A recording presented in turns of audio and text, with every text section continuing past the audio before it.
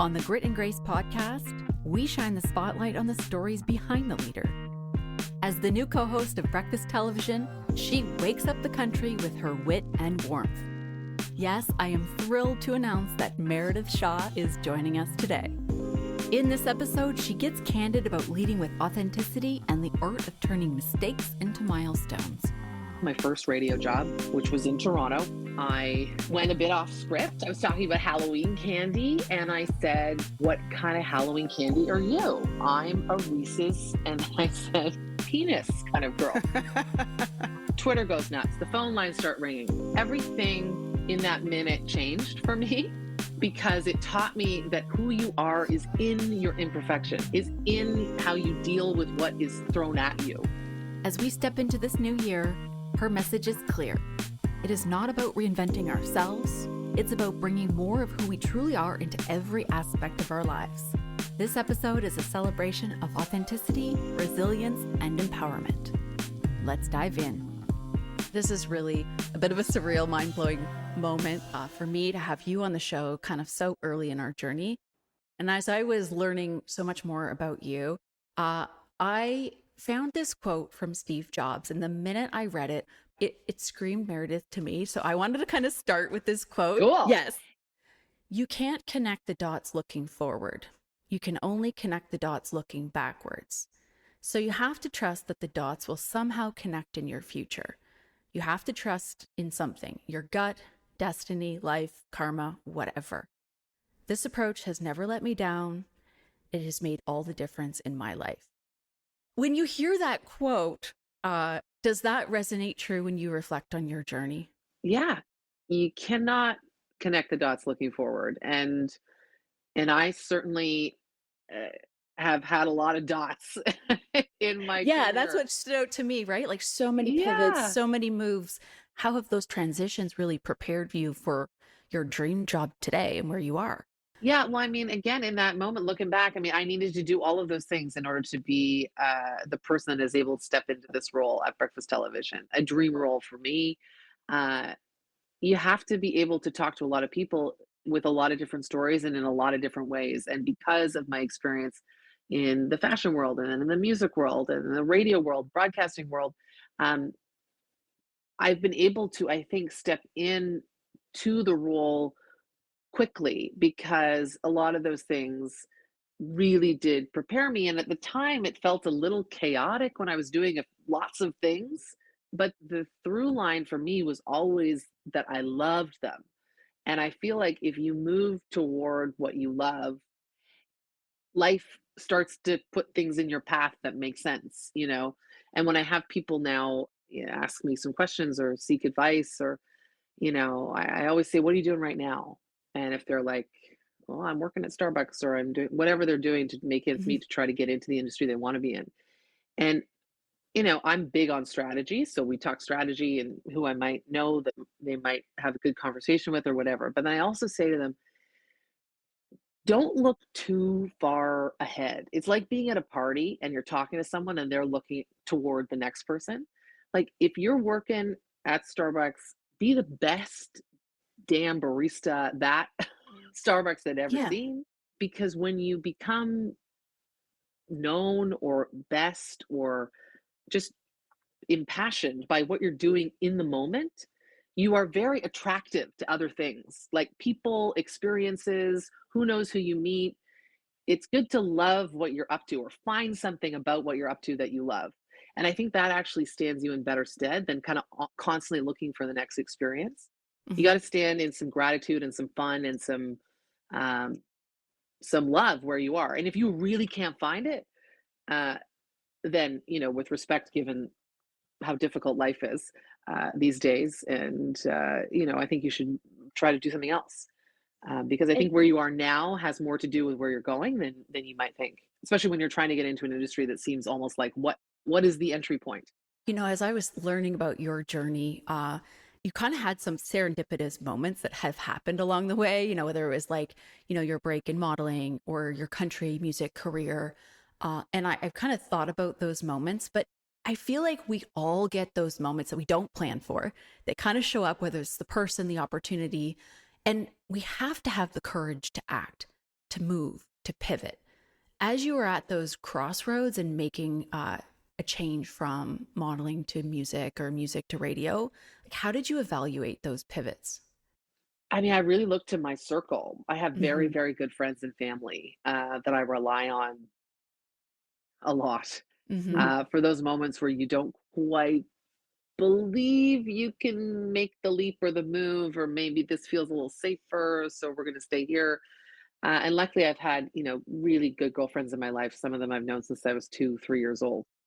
Um, and those are the people that like know you Mm-hmm. and can, in those moments where you're kind of talking a racket a little bit, they can call me in, call me out, whatever, and kind of give you a bit of a reality check. So I do think in those moments, or maybe not a reality check, to encourage you to leap. And I've had great benefit with that. So I think, your circle, whether it's your family or your chosen family, eh, put them to work sometimes in those moments. Have conversations in confidence. Sometimes you need that sounding board, and that's okay. Um, and then you just got to really tune in, almost like, tune in a radio or tuning a guitar. You got to tune into that inner voice we all have. It gets Mm-hmm. quite soft because there's so many other things going on, but that voice that sometimes you don't even want to hear, you're like, oh God, I feel like I know the answer to this, and I don't want to know the answer to this because I'd rather it be the other answer. But I think you got to get quiet enough that you can hear yourself and trust yourself.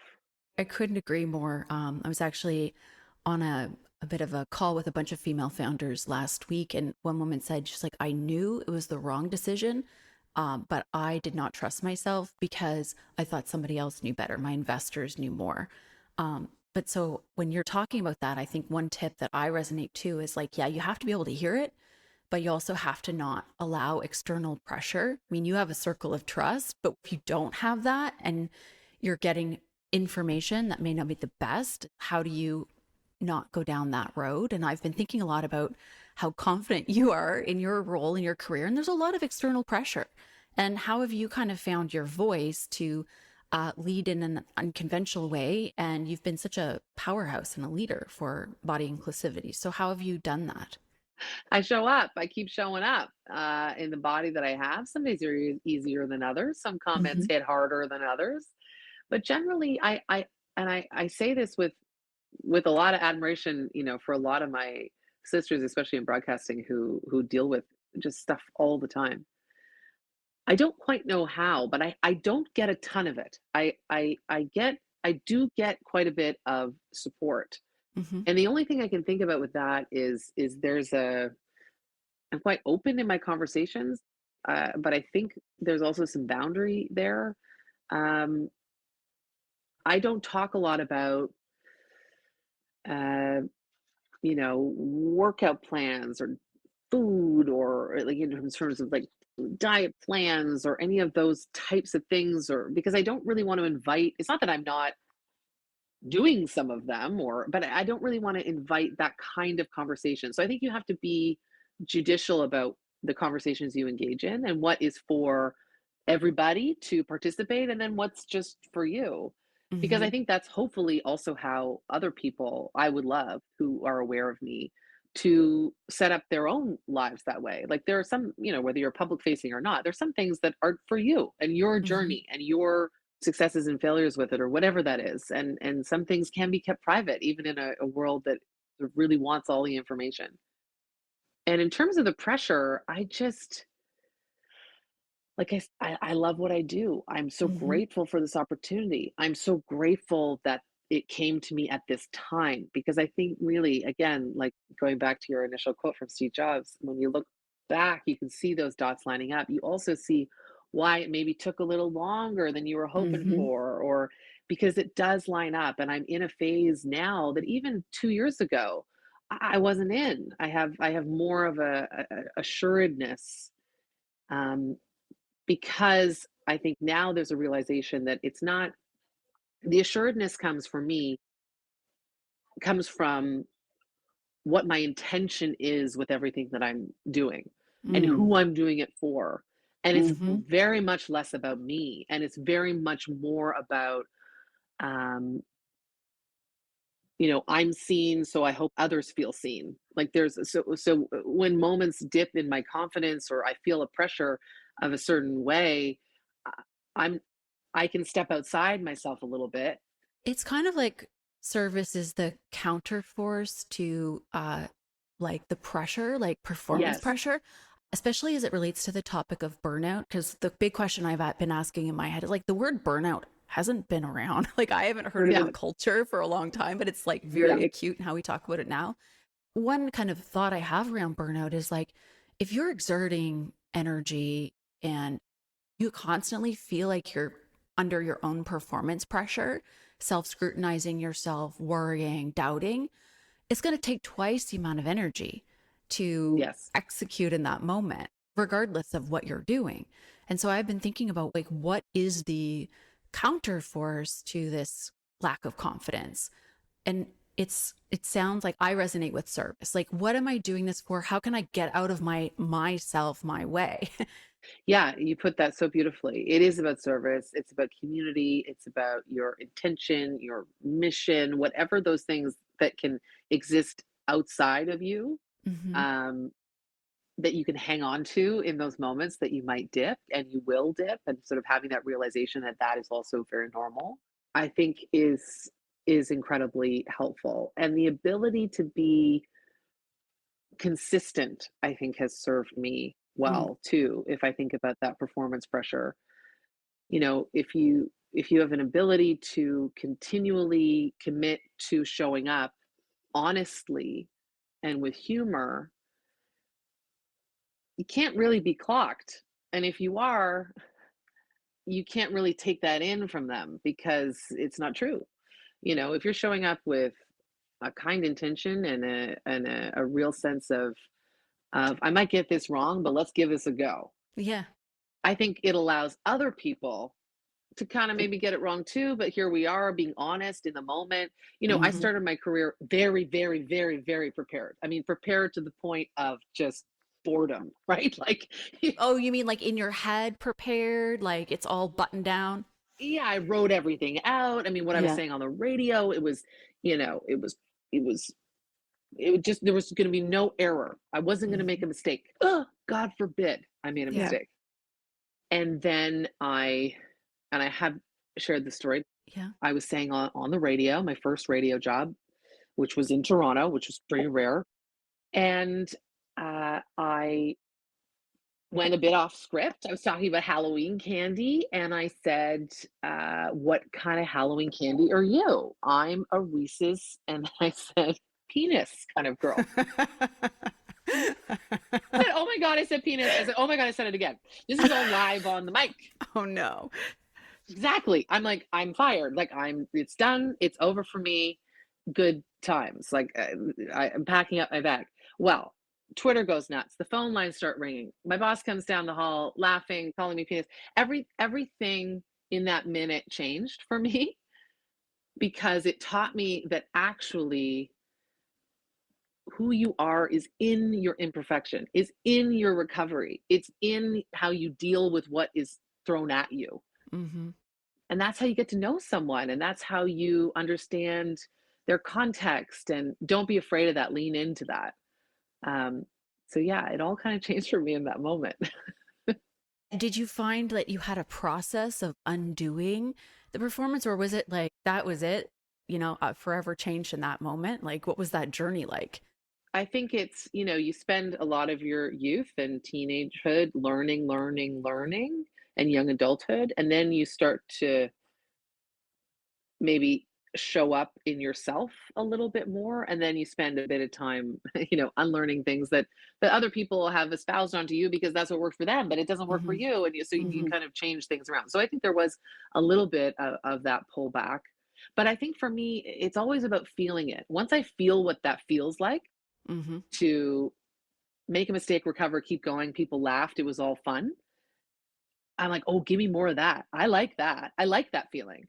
Because that means I kinda can't mess up, because if I mess up and can recover and there's some humor there, like so then it just became finding those moments, practicing some of those things, and trusting that I've done enough of the work. Yeah. It's not that I don't prepare anymore. I prepare, like for an interview, and then I toss it out and I stay present with what's going on. Well, and I think it works for anybody. Like it works if you're giving a meeting, if you're doing a presentation. I have so many people who just come to me and say, I have a hard time communicating upward to the CEO. It's the same dynamic that you're talking about. It's this, why is it you can talk freely one way, but the minute the conditions change, it's, we clamp down, we tame our voice, we feel this performance pressure. It's the same dynamic. So this is wisdom for everybody. It absolutely is. Yeah, it can be applied in so many situations. Yeah. Do you find, Meredith, that like that inner critic or that harshest still shows up for you and you have to go through kind of a conscious practice, a daily process to keep up with that? Or are you feeling like a lot of the work's been done? No, unfortunately, that inner critic is very strong Mm-hmm. for us, especially, especially for women, especially women of a certain generation. It's really the understanding that this is a back and forth, and this is a recognition that it is an inner critic. I mean, there was a Mm-hmm. time there where I just thought it was me. Yeah. I didn't have any distinction between any thoughts. It was just the thoughts that were going on. So really being able to hear that and decide, like, am I going to believe this and take this on, or is this a racket? Is this something that I'm just, spinning around with? Um, and for me, because much has been made throughout my professional career about my body, about my size, I fit, I don't, a lot of my stuff comes back to that racket. Mm-hmm. Um, and I have a mantra that I say to myself when I get in those spaces, which I find very kind of calming and resetting. And it's I am and I am not my body. And it's this sort of dichotomy that I exist in, that I think we all exist within, Mm-hmm. that who I am and what I bring to the table and my worth and my value, it has nothing, zero to do with my body, my size, in the present moment, tomorrow, whenever. But at the same time, I am very connected to my body and I'm proud of her. And we've been through it together. And there Yeah. has been work there and journey there. And therapy there, and celebration and, big moments, walking New York Fashion Week. And, we've gone through a lot, this body of mine. And so Mm-hmm. I don't want to also not be her, like as if it's something that doesn't matter. It does matter. Um, so yeah, this sort of I am and I am not my body. I exist in both ways. I think allows me to be a bit two things can be true at the same time, a bit fluid. And then the Mm-hmm. other thing I heard very recently from Dan Harris in 10% Happier, one of my faves Mm-hmm. to listen to, he said, and I loved this, that when he gets into his racket about whatever his racket stuff is, and sometimes for him, he has shared, that it is his body, he'll say two words: wrong yardstick. Wow. I love that because he's like, no, you're using the wrong yardstick to measure your worth, your value, yourself right now. Um, and it's two words that kind of snap him back into, oh, that's the inner critic. That's not actually who I am and what I want to do, and you two keep going. So I also really love that. I'm adopting that too. We're taping in December. We haven't quite hit holidays yet and will likely air in January. I come out January every year like this is the year. Like I get very excited in the new year. I've had to learn to kind of like have incremental. I think it's, how taming the ambition over time. But how do you think about, you know, the idea of I want to improve myself. I have areas that I am excited or eager to actively work and grow on versus, I need to accept myself more. Like, can those two things coexist? What is your perspective on that? 100%. And I think that is this state of kind of body neutrality that really is taking over from body positivity, Mm-hmm. because it's just a relationship that you have with yourself, your present self, and your past self, your future self. I mean, these are, you can absolutely, and I think actually it's imperative that you love who you are right now in order to make change. Um, You can't change yourself through hate. It doesn't work. Yeah. If it does work, it won't work for long. You can't whip yourself forward. Like you will burn out on that model. Yes. Yeah. I mean, I've tried that model a, Hmm. a couple times. It Hmm. does not work, and that's just fact. Hmm. It's not going to work the next time. Hmm. So if anyone's listening and thinking about that kind of thing, I mean, let's save them some time. That's not the way forward or through. But absolutely, there's a way to have goals, health goals, movement goals. I think it's all in how you frame it. It's all in your um, perspective and self talk. And you can find a lot of that now out there. I mean, there's a lot of communities that really understand that combination, Hmm. and even that mantra of mine, the "I am and I am not my body," that also relates to that dual relationship we have with ourselves. That I can love my body and be in the process of changing it. I do think though you have to have some safety boundaries around that, because I think we can very quickly fall into patterns that have been very grooved over many, many years. And that can almost be sort of an excuse you give yourself when really you're doing some behaviors that aren't the best for you. So I caution people to keep themselves in check with that. It's Hmm. your body. Do with it what you want. It's about the compassion. And I think compassion is the energy that I have now like married ambition with, because I can have compassion for the moment. I can have acceptance for where I'm at. I can also be a dreamer. Like I can, want for more. And I think a lot about, how people do struggle in the new year. Yeah. I think next year, to be honest with you, I think in leadership, community plus authenticity, and being just in the age where we will have AI everywhere, realness will prevail. And I just think it's going to be the counterforce. But for people who want to get involved with, you've been a part of a lot of things. Like, are there real tools or communities or anything that you could, recommend, so that if people want to have anything to do with like improving their confidence or making, a positive change in the community, what would you recommend? Yeah, I mean, being in community with others is so key. I think, especially if you have felt othered in your life Hmm. at Hmm. all, like whatever that means. I think finding your people is Hmm. a huge key to being able to really unlock your power within your voice and yourself, and it really is transformative. Um, I mean, I have found mine on social media. I mean, social Hmm. media gets a very bad rap. Um, but it really can do a lot of good. I have people that I follow and am in communication with from all over now, um, all over the world, Hmm. that bring such perspective to the work that I do. And not only do you feel seen by each other, but you're really able to support each other and sort of galvanize thoughts and make things happen. I mean, when I got this job on breakfast television, that curve community body neutral body positive, I mean, they came out loud, like they were Hmm. so supportive. I mean, across the board it was a very lovely welcome, but I was very touched by how much that community showed up for me. um, So I think as much as you maybe give to a community you're looking for, they will also give back. Like there's real lovely give and take. So in terms of um, more tangible things on social media, I mean, follow at Meredith Shaw. Um, Absolutely, everyone.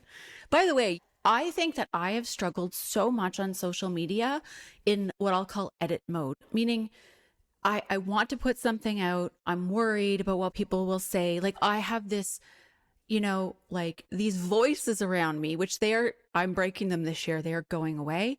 And it's just going to be back into like freedom in the post. Um, and when you do that, like this is what you're saying is how I'm hearing you. It's just like it comes back, and you give permission for everyone else to move into that space too. Your posts are just, they're natural. They're authentically you. And that's the energy that I resonate with. Well, that's just the best. Thank you. I mean, that's what Hmm. I hope for. But hey, it's certainly not where I started. Like, it's always awkward. Like, Hmm. you have this sort of who do you think you are voices going on in your Yeah. head. Like, why does anyone care about what you think in this moment or that moment? Or is that a few too many dresses that you're posting? Like, there's all kinds of stuff that can start to happen, right? But my thing with socials and how I sort of tend to run my squares of the internet is like, is it is it funny? Is it helpful? Is it just gorgeous? Hmm. Is it just hot, you know? Yeah. Yeah. And those, if I can hit all three, great. And if there's a couple, I think that works. But the other thing too is sure, post away, but social media is a two-way street. I mean, the amount of times I spend in my DMs, Hmm.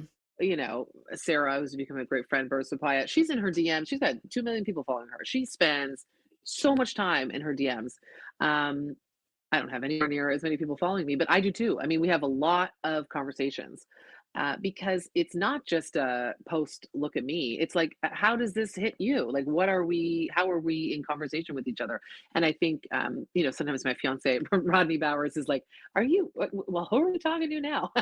And, before bed, I'll respond to, 50 messages or something. And I wake up in the morning or I'm in the back of an Uber or whatever, because that's the fun. You got to find the fun in that space as well. So if you follow me, I mean, I'm highlighting lots of people that I love Hmm. in terms of the work that they're doing, the voices that they're using. And what's phenomenal now is with a show like Breakfast Television. I mean, I can put some of those voices on traditional broadcast, and then we really start going here because Yeah. it's Yeah. it's like, okay, well, let's really move something forward. And I've been the benefactor of so much help and inspo and from people in this media landscape in Canada. It's just a real pleasure to be able to sort of be a part of that now and to do that in my own way. Meredith, you summed up the vision for me. So thank you so much for being here. This has been mind blowing. You are Yeah. very good at this. You should have no second thought about, is this a direction to move in? You absolutely should. You have beautifully, thoughtfully um, curated questions, and yeah, this has been a real treat. And I think if I can leave, everybody with something as they Mhm. move into a new year. First of all, this new year, new you. Let's think of it as new year, more of you, right? Let's put Yeah. more of ourselves into everything Yeah. that we do. It is so worth the practice of showing up authentically as yourself, Mhm. because it is the hardest, easiest thing you will ever do. It is so hard to do until it's not. And Yeah. then it is the easiest.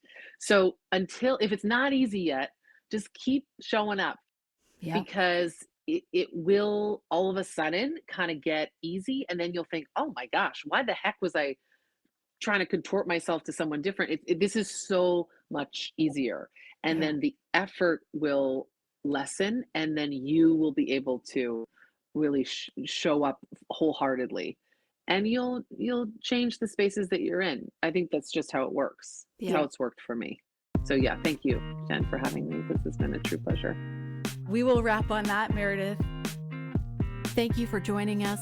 Don't forget to follow us on Instagram and LinkedIn, where we transform the wisdom from our podcast into practical tips, tools, and takeaways for your leadership journey. Find us at grit.grace.podcast. See you next week.